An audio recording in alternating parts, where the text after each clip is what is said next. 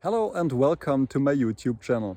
Today I want to show you the impacts of using polarized ND filters on your DJI Mini 2. And as you can see, the weather is perfect for this test today. But before we start this little test, I want to give you a short introduction about how ND filters or polarized filters work on drones. First of all, ND and pol filters work the same on all cameras, while ND filters artificially darken the camera sensor in order to achieve a lower shutter speed. A pol filter absorbs light from a reflective, non-metallic surface such as the snow you can see below. A pol filter only works if it's placed at the right angle between the emitted light exaggerated the sun and the reflecting object. Since we can only achieve this with great difficulty in flight, I do not attach particular importance to a pol filter. I still bought my ND filters with polarization because the unpolarized version was only slightly cheaper, and if you're interested in the filters I used here, have a look at the description of the video where I have linked you mine. But now back to the ND filter and its artificial darkening. These filters can be purchased in different versions and in most cases are available for drones in steps of 4, 8, 16, 32 and so on. The number always means the fraction of the original amount of light. So in the case of an ND16 filter, only 1/16 of the original amount of light can pass the filter and hit the sensor. And that brings us straight to its purpose. To get smooth and cinematic footage, it is necessary to set the shutter speed to the certain value to avoid the annoying frame by frame or shallow image behavior. And this value is always 1 divided by 2 times the frame rate. So if I want to create a video in 4K 30 FPS, I need a shutter speed of 60. Since under normal daylight conditions the shutter speed of 60 would produce an unusable bright white video, we have to artificially darken it with an ND filter. So that you can make your own picture and get a feel for how to choose the right filter, I will now show you various examples and start with no filter on the camera. Right after the start I tilted the camera, because it is precisely this movement that creates the typical frame by frame behavior that we want to avoid using an ND filter. And as you can see, the footage stocks a bit while I move the drone forwards. You can reduce the behavior by tilting more or flying more slowly. But with a slower tilting, for example, you can't always capture exactly that situation that is currently arising while filming.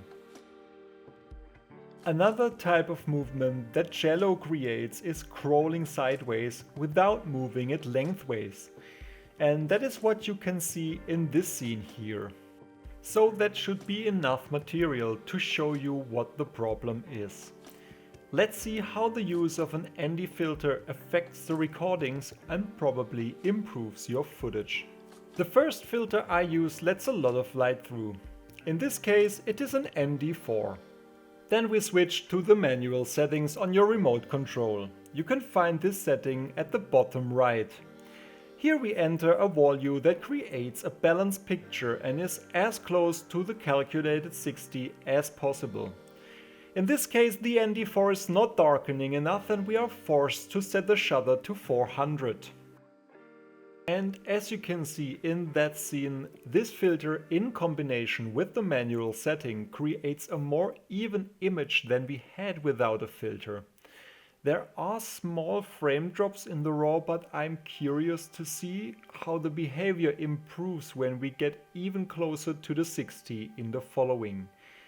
Let's try the next darker filter in my set and see how the Mini performs. And here it is, the next filter, an ND8. The change from 4 to 8 simulates 1 f-stop on the camera. Back to the settings, we recognize that the calculated 60 will not produce a good picture and therefore we make our choice with 240. And the priority by this setting is as low as possible, while at the same time getting the best picture. I'm already very satisfied with this result. In the raw material, you really have to look very carefully to see drops. So if you don't have a higher filter, then this one would be enough to give you nice material. As you could see, the upward tilt was very smooth. I admit that I moved the camera only very slightly, but the sideways movement that corresponds to the speed from before looks also very clean too. I expect the following two filters produce absolutely smooth footage. And the next one is an ND16. And in view of the previously selected shutter speed of 240, we won't be able to reach our magic goal of 60 with it. So let's have a try with 120. Take off. That's right, dear DJI voice, and after takeoff we see, as expected, very clean footage and really well represented contrast and a high contrast sky. Compared to the ND8, my eyes don't see much difference here. That's why we take this neat rotation with all its very well defined details in the background and switch to the last and darkest filter in my set. It is the Polarized Nd32 filter, with which we would have to achieve the previously calculated and targeted shutter speed value of 60.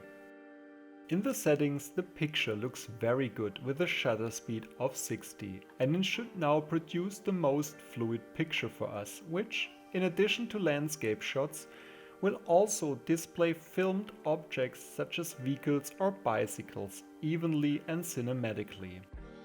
As I promised, the footage looks fantastic. The colors, the contrasts, the light and the movement harmonize perfectly.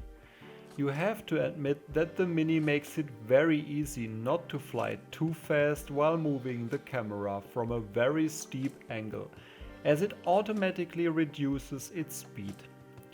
But what you can achieve with an ND filter and the right shutter speed is absolutely breathtaking for such a small drone. So if you want to have a big impact with a very small budget, you can use a small and inexpensive ND filter set from ND4 to ND32. If the polarized version doesn't cost a lot more, then buy the set that includes the ND and polarizing filter in one. As already mentioned, you can find the right filters from this set in the description. So I hope this video was helpful for you. If you liked it, please like and subscribe to my channel. Thank you for watching, and as always, happy flying and stay healthy.